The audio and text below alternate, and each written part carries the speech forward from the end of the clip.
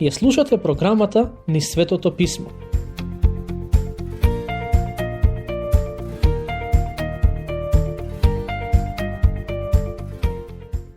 Драги пријатели, добре дојдовте на уште едно проучување посветено на книгата Излез. Денес ќе обработиме глава 24, во која се запишани последните закони кои се однесуваат на општественото уредување помеѓу израелците, и ќе обработиме дел од глава 25.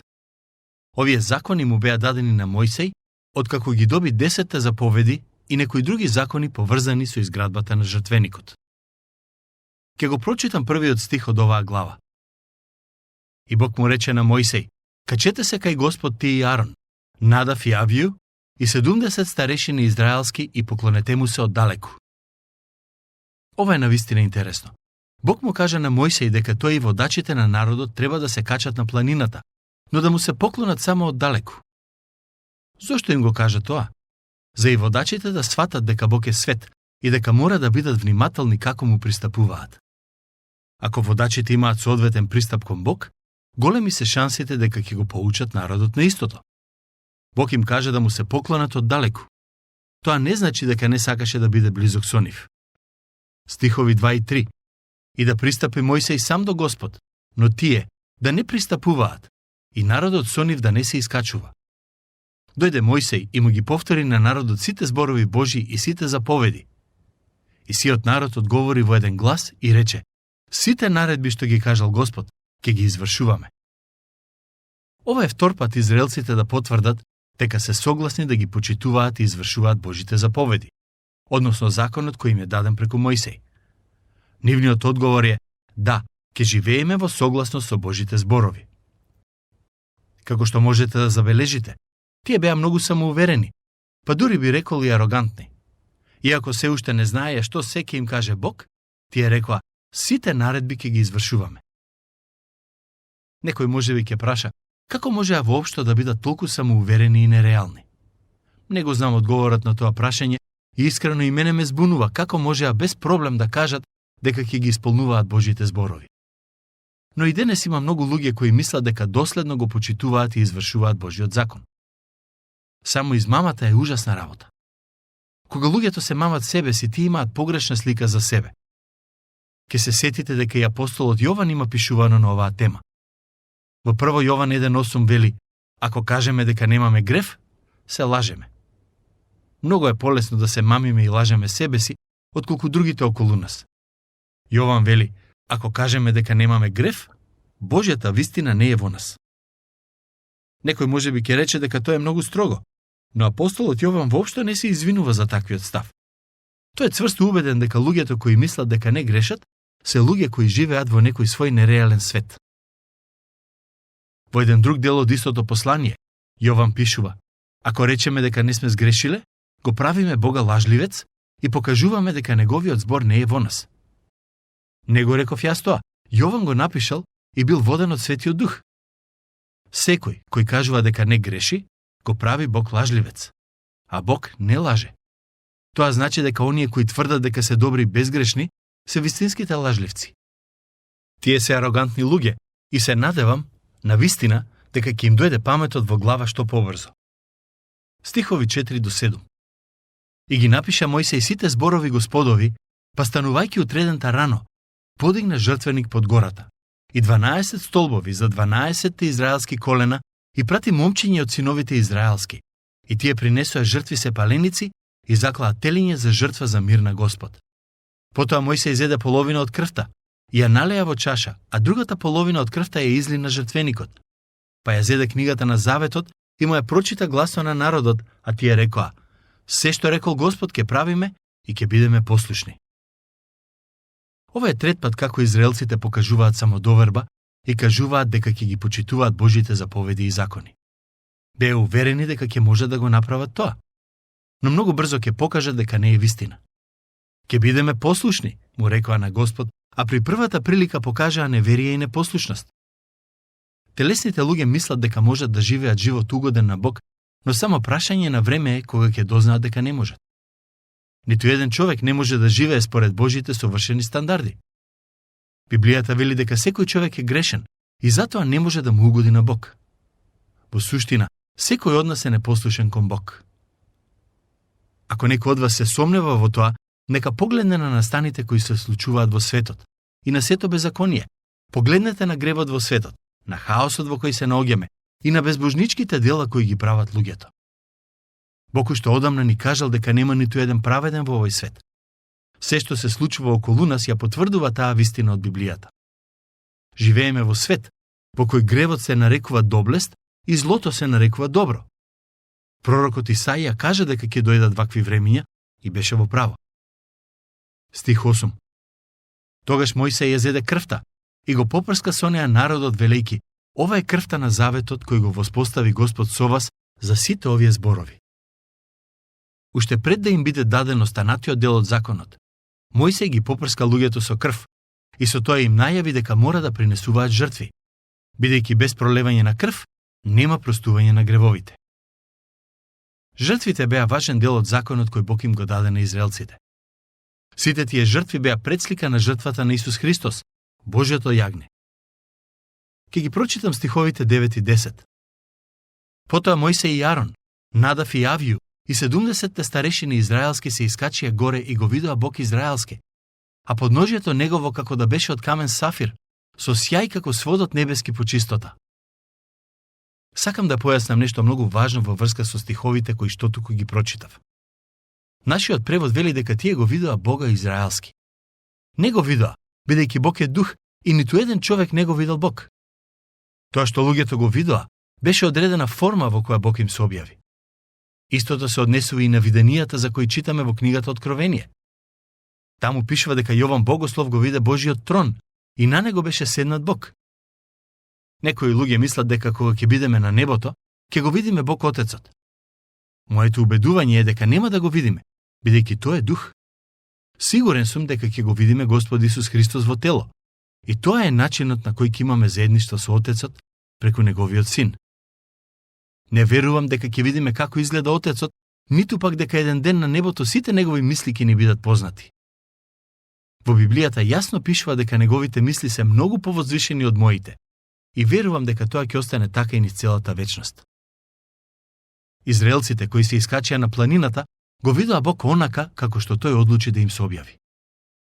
Мојсей вели дека подножјето негово како да беше од камен сафир, со сјај како сводот небески по чистота.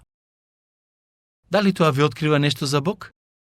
Да, открива дека е славен, но не открива како изгледа. И тој не повреди никој од избраните меѓу синовите на Израел. Тие го видоа Бога, па јадеа и пиеа. Подоцна Мојсей ќе има едно многу интересно барање од Бог и ќе му рече: сакам да те видам. Бог ќе му одговори дека не може да го види неговото лице, но ќе може барем за кратко да го види неговиот грб. Во Новиот Завет апостолот Филип му рече на Господ Исус: покажи ни го Отецот и не бараме ништо друго. Одговорот на Исус беше: никој не го видел Отецот, освен јас. Единствениот начин на кој можеме да го запознаеме Отецот е преку Синот. Во Новиот Завет многу јасно пишува дека постои само еден посредник помеѓу Бог и луѓето, а тоа е Божиот Син Исус Христос. Ние, луѓето, всушност не можеме да дојдеме директно кај Отецот, туку мораме преку Синот. Тој е онај кој умре на крстот и со тоа плати за нашите гревови. Слушнете што пишува во стих 13. Тука е спомнат еден од најважните израелци во овој период од нивната историја. Тогаш стана Мојсей со Исус, неговиот помошник, и се искачи Мојсей на планината Божја. Бог го подготвуваше Исус навин да го наследи Мојсей кога ќе дојде моментот за тоа нешто. Исус се уште беше млад човек, но сепак се качи со Мојсей на планината, за барем делумно да го спознае Бог.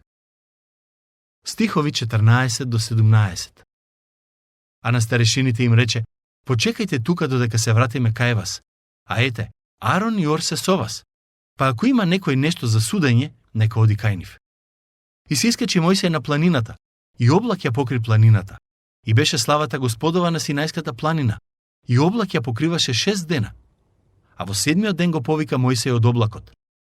А славата Господова се гледаше како оган што гори на врвот од планината пред синовите израелски. Славата Господова беше како оган што гори од врвот на планината.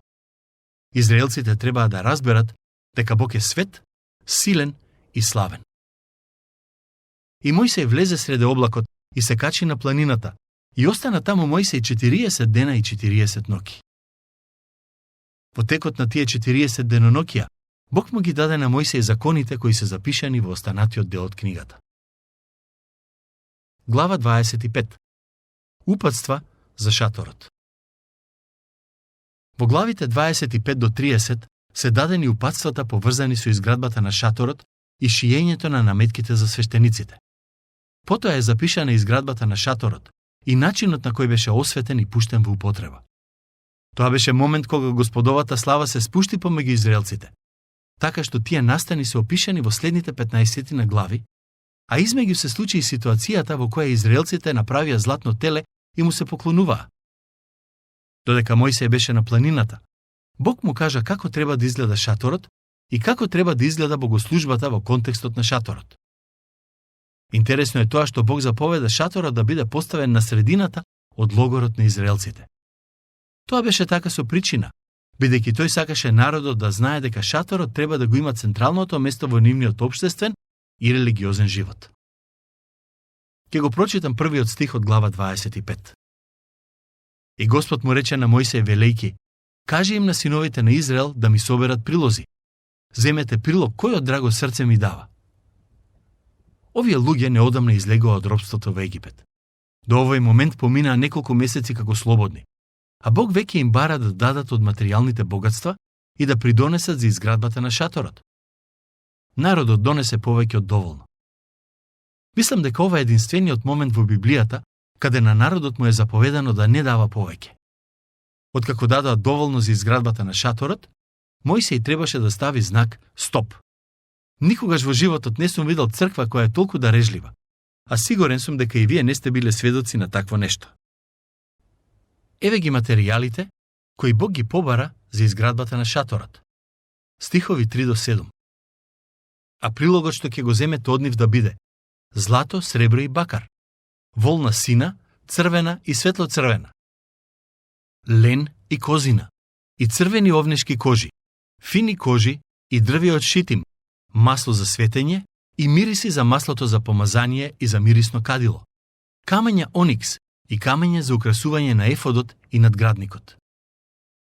Бог им кажа на израелците што да донесат, но прашањето е, од каде ќе ги најдат овие нешта? Народот што туку излезе од робство? Но, сетете се дека кога излегоа од Египет, нивните соседи им дадоа златни и сребрени предмети. Во епизодата во која го обработувавме тој настан, кажав дека израелците не ги ограбија своите соседи, туку ја зедоа платата која ја заслужија. Навистина не е возможно да знаеме колкава беше вредноста на предметите кои ги зедоа израелците, но некои луѓе претпоставуваат дека изградбата на шаторот била многу скапа, што значи дека и израелците имале многу богатство. Шаторот беше релативно мал, но сепак беше направен од најскапоцените материјали кои во тоа време беа достапни. Стих 8. Да ми направите светилиште, од каде што ќе ви се јавувам вам. Забележете како Бог не вети дека ќе живее во шаторот. Тоа не беше целта на постоењето на шаторот. Неговото ветување беше дека таму ќе им се јавува на израелците, односно на нивните свештеници. Идејата беше Израел да има теократско уредување, каде што Бог ќе биде царот на народот и тој ќе владее. Токму оваа тема беше дел од песната на Мојсей, која ја пееше народот откако го мина Црвеното море. Тие го славеа Бог како нивен цар. Песната беше навистина прекрасна и многу сакам да имав можност да ја слушнам во живо. Како и да е, првичната идеја на Бог за Израел беше тоа да биде теократско општество, а шаторот да биде еден вид Божји престол. Навистина е штета, што иако израелците се согласија за таков вид на уредување, сепак со тек на време се предомислија и побараа да имаат цар и со тоа да бидат исти како околните народи. Но да се вратиме на шаторот. Бог не вети дека ќе живее во шаторот и истото се однесува за црковните згради и храмови кои ние луѓето ги градиме во чест на Бог.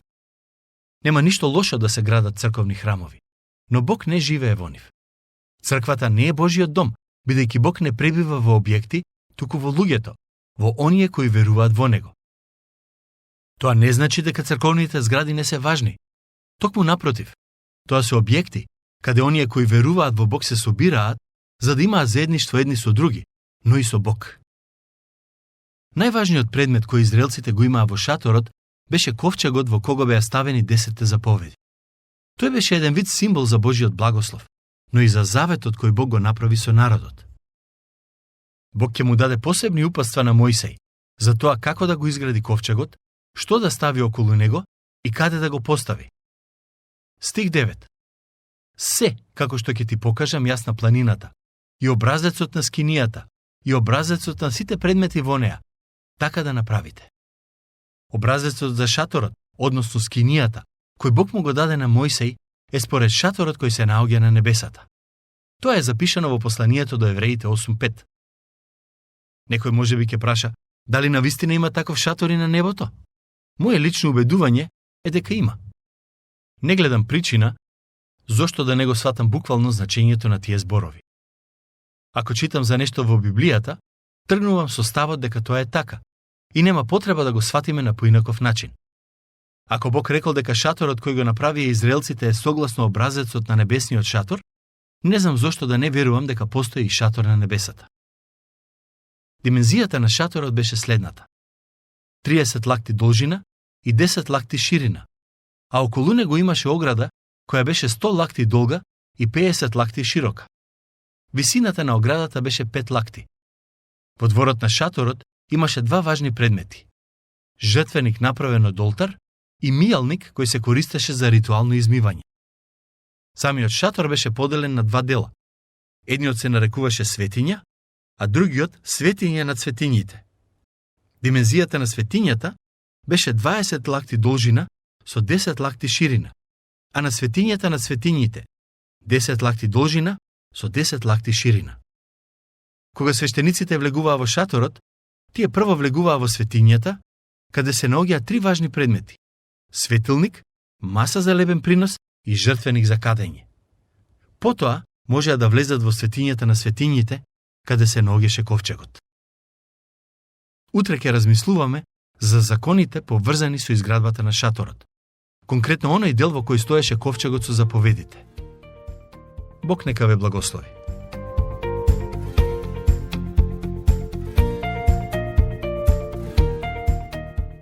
Слушнавте емисија од програмата Низ Светото Писмо. Можете да не слушате и преку мобилна апликација на нашиот YouTube канал и на сите познати подкаст платформи, како што се Google, Apple и Spotify. Ако ви се допаѓаат нашите програми, споделете ги и препорачајте ги на вашите пријатели. Бидете слободни да оставите свој коментар или да ни пишете на нашата имейл адреса nizsvetopismo@gmail.com. Следете ги нашите страни Низ Светото Писмо Македонија на Facebook и Instagram. Емисиите од оваа серија можете да ги најдете и на нашата веб страна ttb.twr.org.